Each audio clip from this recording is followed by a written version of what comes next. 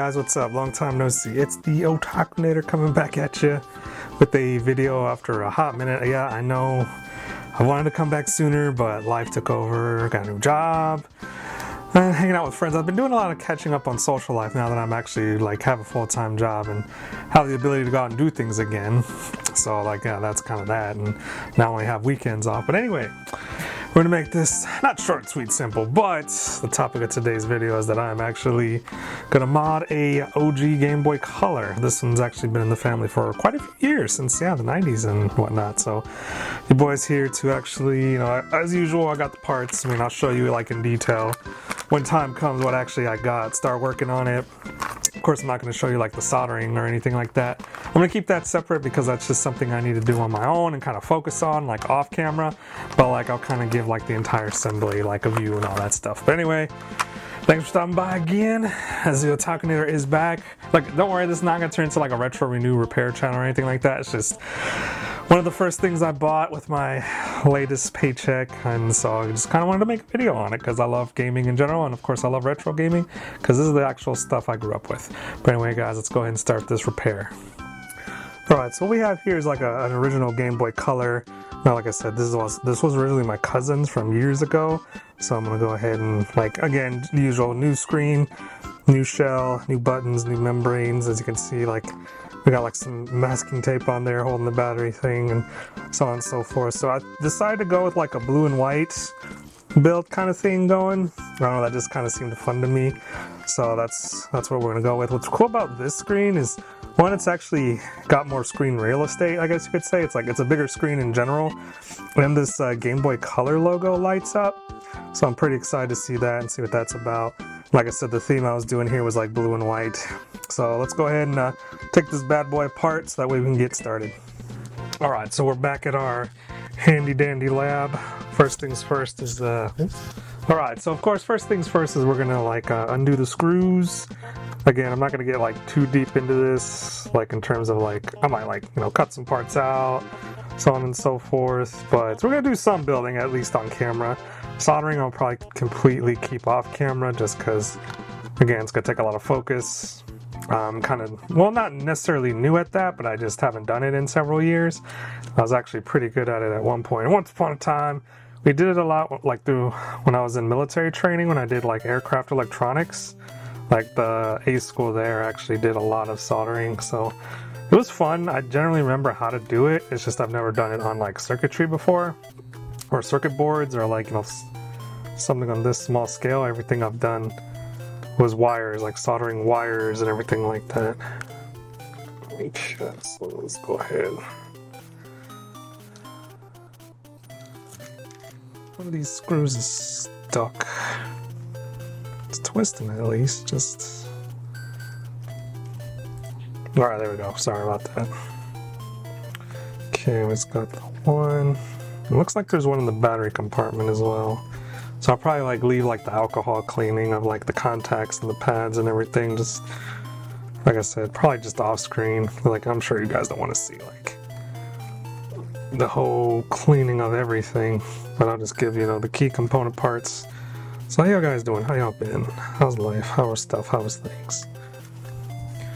Alright, looks like there's a little piece of purple tape here or something. Don't know if I gotta actually get into that, but let's take a look, see.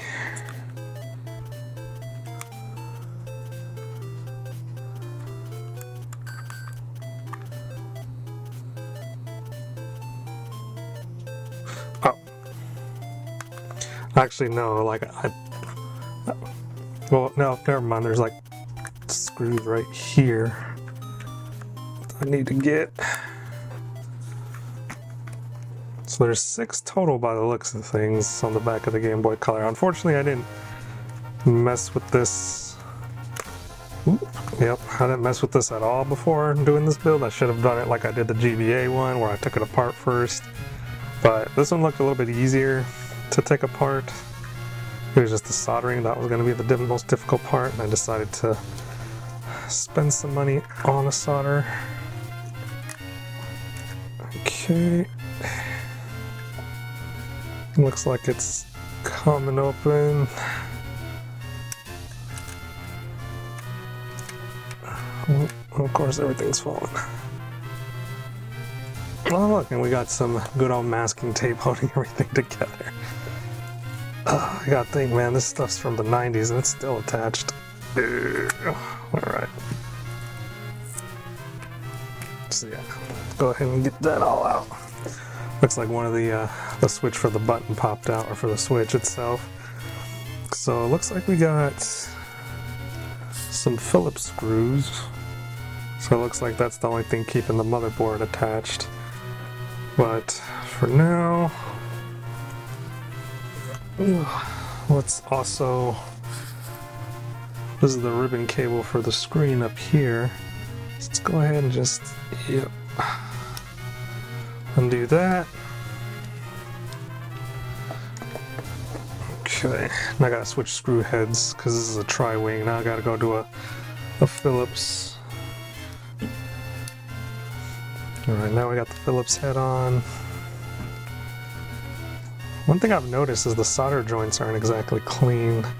They left the resin on them. So that's unfortunate. I mean, it's not a really big deal, it's just makes things easier to solder with the resin still on it, but because what that stuff does is makes things easier to solder, makes it spread more evenly. What's cool is these screws have circles around the holes. I mean, at first I was like, oh yeah, I'll be able to memorize these. I was like, wait a minute, these got actual like circles around them. Okay.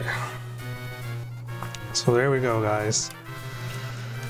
The guts, the thing itself. So I'm just gonna rub this down with alcohol, like on the contact pads and stuff like that, and just get it cleaned up so that way we can go ahead and use it. When I did test this out originally, it worked, but the thumbsticks were a little finicky, so I'll probably take some alcohol to those. But yeah, basically at this point I'm just going to kind of show you, like, I'm going to clean it off, I'm going to solder the points, and then we're going to just assemble it. So that's basically what you're going to see next, is me assembling this thing. But yeah, other than that, yeah. Actually, I'll probably show you how to do the screen after I get this cleaned up. Alright, so far I went ahead and got the screen and the start and select button. The start and select button inside. I'm gonna have to go ahead and do that part again though. But yeah, they just said to make sure that these work, because apparently with some of the shells or whatnot, these were an issue, but it seems to be fine. And of course, I already got the screen already in place. And of course, here we have the back adhesive. It looks like there's like a adhesive strip right there that I can just snap in there, and it looks like there's one up there too, just to make things a lot easier for everybody. So that was nice of them, because yeah, it's just kind of like, you know, obviously it's going to be a big deal. So what was that? Something fell. Alright, so now that I know that it fits and it works, there's apparently some adhesive on the sides, an adhesive sticker that I need to get off, so that kind of helps things. I mean, I feel like it was probably like snug enough as it is, but let's go ahead and just take these off so that way everything fits better, you know. Okay, there's one side off. Let me get the other side, so that way it can just stick in there, because we already know it fits, so excuse me. Alright, so that side's off. I wonder if I could have just gotten away with it not being there, but, or the adhesives, but whatever. We're just gonna, better safe than sorry. Bam. And then of course just stick it in there. Hey-oh! Okay. And I should be able to, yeah, I can still peel this Game Boy Color screen on and off. Let's just leave that there for now. Okay, so next stuff is the soldering, so I'm just gonna kind of, like I said, do that off screen, but I'll be right back, and then hopefully we can just put this thing together and hopefully pray that it works. Alright guys, wish me luck. Alright, so I got the sticker on and everything like that. Go ahead and place that there. I got the motherboard attached already, and as you can see, I already got like, got some like soldered wires already on there. I don't know if you can kind of tell, but like one's going from here to the power switch itself. So they already got like some things already messily there. So the next thing I'm gonna do is, I don't know if you can kind of see it, there's like that little black thing right here, that's like the touch sensor. I'm just gonna get that touch tape, touch screen tape, or Capcom tape, or copper tape, or I don't know what they call it these days, but I'll go ahead and attach that, and then she will be done. I mean, already, since I soldered the buttons, I already have like functionality to like do the brightness through the buttons, but I didn't realize I could have done what I did with my GBA and just did the touchscreen controls, and like that was it. So I mean, that was kind of like lack of research on my part, but not like it's a big deal because again, I already, like I said, have brightness control set up, so it's not like I need to do anything else. But I figured since, you know, I paid for touchscreen stuff, might as well use it, right? Okay, so, but yeah, I do like the touchscreen on the GBA, so I was like, well, it's like since it's on top, I feel like it'll get less in the way of my fingerprints. So let's see if we can attach it here. All right, excuse me guys, I'm gonna kind of get in the way and all that jazz, but you need to be able to see. So yes, here comes the magic moment, and it works. And one cool thing that is awesome about this one is you can of course adjust the brightness. Do about level 4, that seems right good on camera. Hold it. You can change like the grid modes. Personally, I like number 2. And you can see, you can change the Game Boy Color logo itself. Its color. Oh, it's a nice blue. Yeah, kind of like that. So, and then when you brighten the screen, the logo brightens with it. So that's pretty nice. As you can see there. So I really actually do like that a lot. It looks like there's multiple colors here. So that is actually really cool. That kind of makes this whole like soldering of the stuff worth it. Oh, it's like an ice blue. I like that one. It's like blue and white. It's like a baby blue almost. Ooh, man, these are pretty cool. So yeah, I mean, all right, so now I want to go over some of like just the touch features, I guess, since I already showed you guys like the wired stuff. So soldering, I was able to do it with the buttons. Now that I got turned on, you can see I can trigger it through the brightness as well, through the little touchpad. Now that I got that connected in, that didn't really need soldering. That just took some tape, some electrical tape, Capcom tape, or not electrical tape, but there's the tape they kind of use for like, I guess, touchpads and stuff. So that's just what I used. And of course you can still access the menu like usual through this. There we go. But yeah, like as you can tell here, you just hold it down, it goes over, hold it down, hold it down.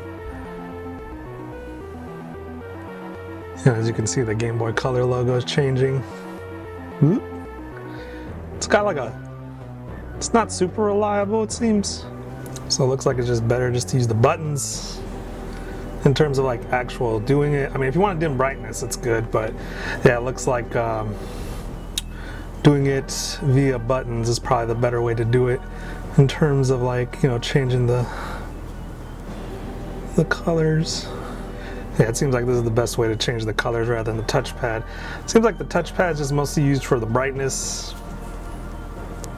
Trying to see if we can make it go away. Yeah, it looks like it's just like an easy adjustable for the brightness. I'll probably still use the buttons to change the Game Boy Color logo. But yeah, just another cool feature. I kind of had to reopen this and get it back up so that way you guys can at least see the touchpad features and see if that's something you guys would be interested in. Not really easy. I feel like with learning how to solder, it's unfortunately a little bit more in depth, and I didn't have the soldering kit It came with some kind of like resin, but it wasn't the resin I'm used to, so that's why it took me so long to actually get this thing together. But overall, I do like the way it looks. The game looks beautiful, more colorful, more bright, more anything and everything. Speaker works just fine in it. Other than that, man, I can't wait to buy some new games for it and actually start playing this thing. But anyway, guys, thank you very much for coming by and watching my latest and greatest video. Like I said, we're not turning this into a mod channel or anything like that. It's just something I kind of wanted to do to come back. But in the meantime, if you guys have yourself a great rest of your day, night, week, whatever, don't forget to catch my streams on Otakunator streams on Twitch or just Otakunator on Facebook. And have yourself a great rest of the day, night, week, or whatever. Peace out.